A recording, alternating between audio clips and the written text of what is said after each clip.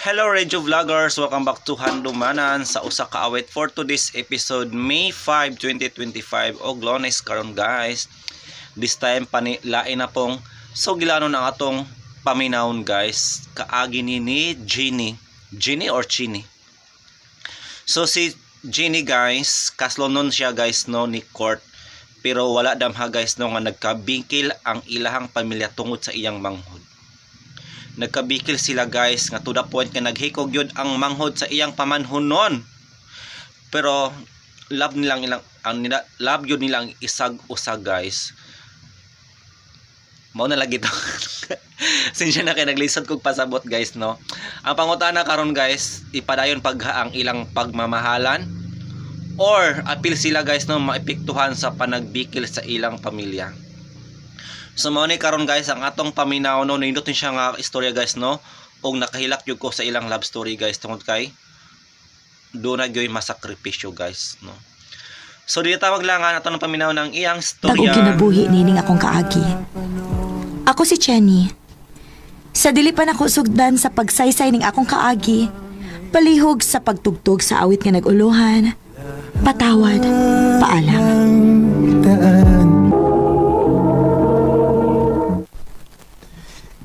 I love you, Jenny. Oh, Kurt, gano'n niluhod ka, uy. Wanag lang ng storya. Pakasli ko, be. Kurt, Please.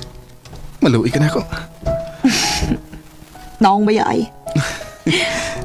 Love mo ka mo. Love ka ayos tanan. Maong yes, magpakasal ko ni mo. Yes!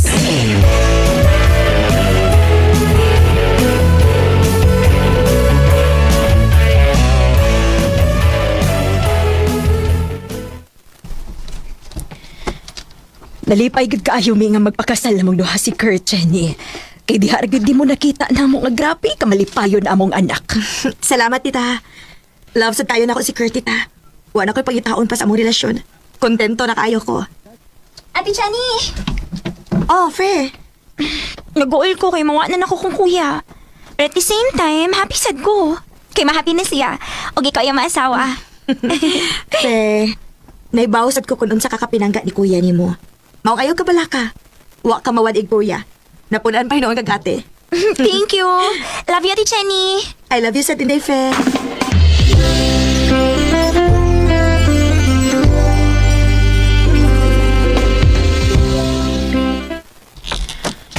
Mingaw lagi din isbay.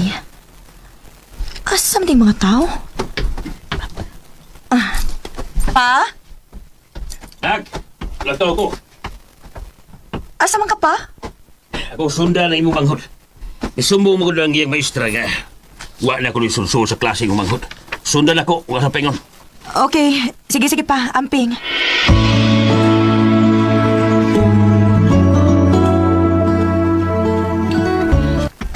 Kapoy sa di mo ba eh? Imo magyug ko nga sundan.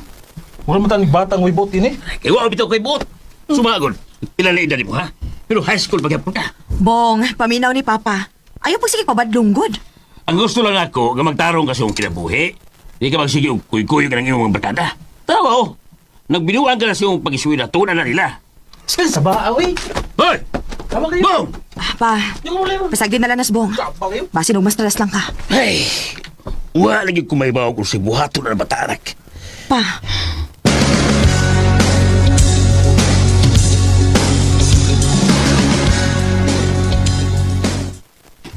Hindi na basta kaslunon, no? Tugihan kayo mo trabaho. ang mahugid ka, Besh. Besh, seriously, kuan pa nang. What's I feeling, ho? Excited ko? Ay, natural. Kisa ba dili ba excited nga makauba naman ako hangtod sa hangtod ang lalaki nga love kaayo na ako? Excuse me, Besh, ha? Hello, Pa. Nak, imo manghod na piso. Unsa? Nga naman, Pa. Nak, kung sila gitripang babay, ginugos ko no. Nakahimo si Bong og panglugos pa?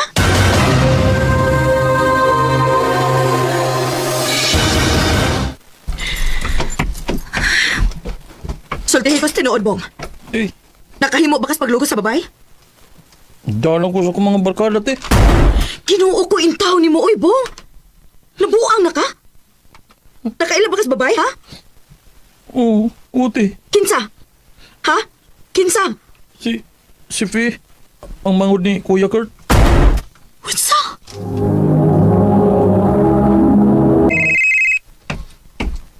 Kaniharan mo na si Bantay mong cellphone. Saban, wakay planong tumago na. Si Kurt ang nanawag pa. O wa ko may bagong taon ako siya pagkatubang tungod aning gibuhat ni Bong. Nak, dili sa lalim ang ilang part, uy. Grabe ang trauma sa gibuhat ni Bong o sa iyang mga barkada. Wa ko kay bagong siya ko buhaton pa. Maayo kayo ang pamilya ni Kurt ni rin ako.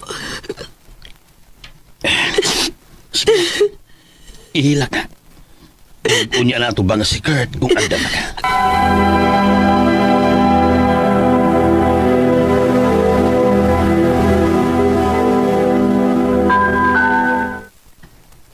Pila ka adlaw na akong naglikay ni Kurt.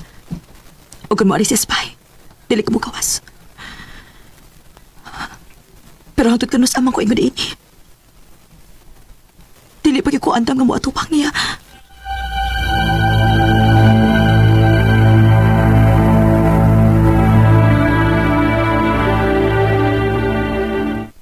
Usa, mularga ka? Opa, mato ko sa Manila. Magpalayo ko. Uya, ang kasal yun ni Kurt. Tanaw ni mo pa. Gusto pa kasi magpakasal sa igsuon sa nirip sa iyang manghod. Dili na pa. Mong mas maayo pag magpalayo na lang ko. Jenny.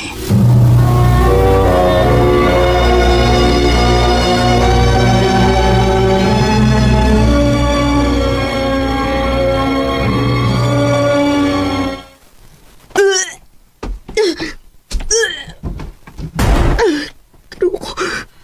Nga naglain mo na akong ginawaan. Oh, ayaw kong inang. Magbiti ko. Kinuha ko. Positive. Mabtos ko. Unsaon man din ako.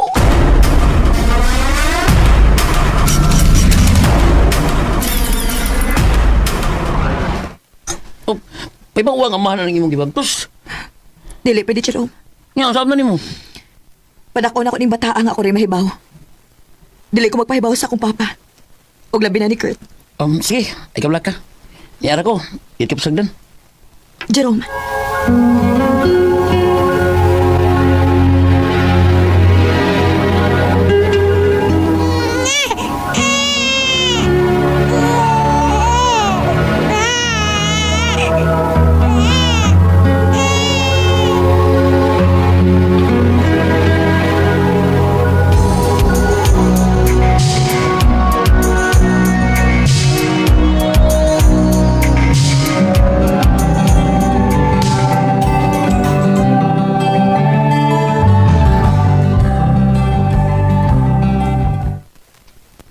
Pila na sa katuig ni ako sa Manila. Kimingaw na kayo ko sa akong papa. Andam na baka umuuli sa Cebu.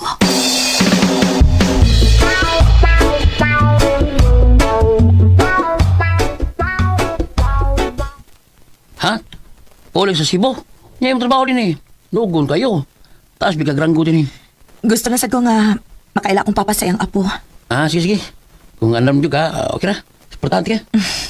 Salamat kayo ha, Jerome. Maayo gid kayo ka nga pagkaami ko. Ikaw ra gid mao iniunong nako dinis Manila. Maong salamat gid kaayo.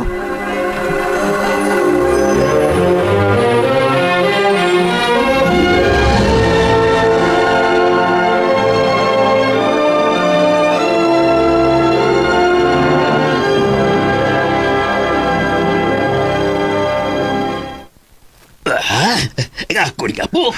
Opa, sorry kayo nga gitago ni nako nimo ha.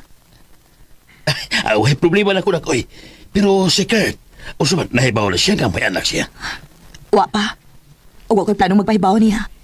Chini, katungod niya nga may bawo nga may anak siya. Ayaw idaho niya ang bata. Kita mao'y may atraso nila. O katungod sa kong apo nga magkaila sa iyong amahan. Pa.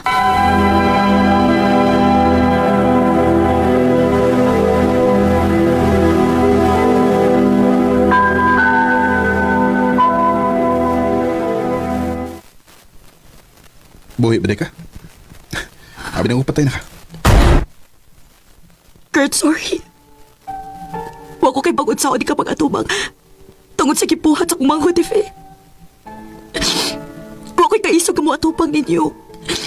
Dili na ko madawat ka na buhat to ni Bong, Tife. Sorry kayo. Ano? Kanang sorry na mo. Makapabalik pa dahil sa kinabuhi sa kumangod. Unsa? Jose, Patay na si Faye. Ilakaadlaw humantog gibuhat si mong mangod. Naghikog siya. unsa? Ginoo ko. Pasaylo ako, Kurt.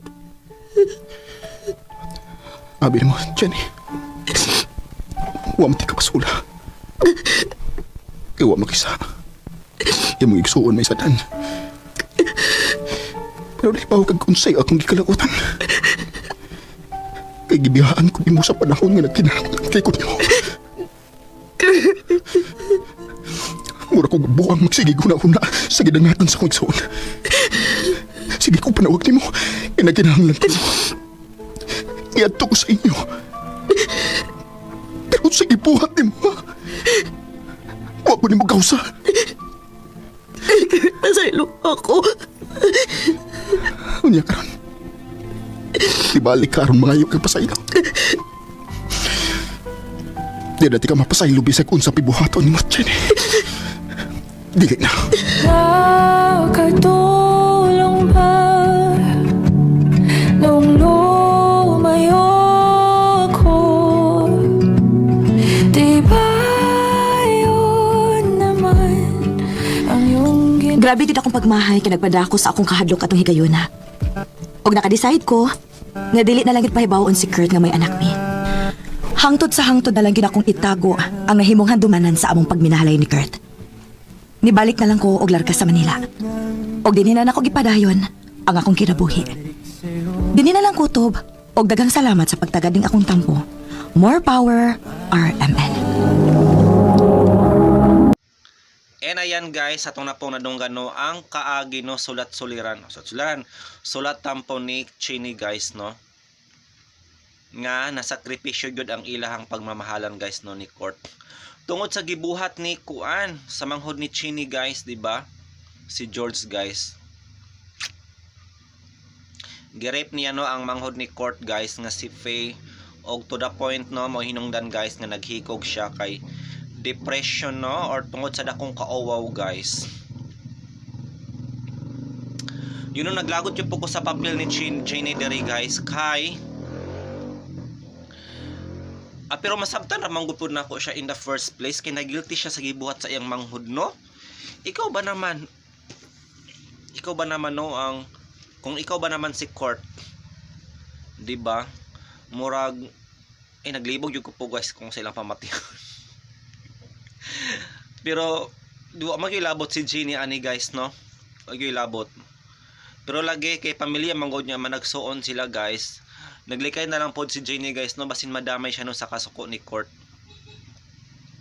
Og hangtod no nga nasuko gyud siya guys kay nilayas mango si Jenny guys.